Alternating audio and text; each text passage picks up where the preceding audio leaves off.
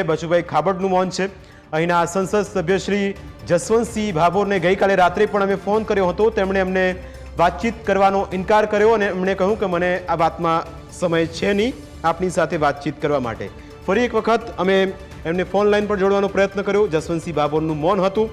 બચુભાઈ ખાબડ જે અંતરિયાળ વિસ્તારમાં હતા, ગઈકાલે તેમનો સંપર્ક કર્યો। તેમણે પણ કહ્યું કે હું આ મુદ્દે કંઈ પણ બોલવા તૈયાર નથી। જ્યારે પરિવારના સભ્યો સાથે અમે વાતચીત કરી, એમને પૂછ્યું કે આપને મળવા કોઈ નેતા આવ્યા હતા, તો તેમણે કહ્યું કે બચુભાઈ ખાબડ પહેલા દિવસે આવ્યા હતા, પછી કોઈ દેખાયું નથી। સ્થાનિક આગેવાનોને પૂછ્યું તો તેમનું પણ આ મુદ્દે મૌન હતું।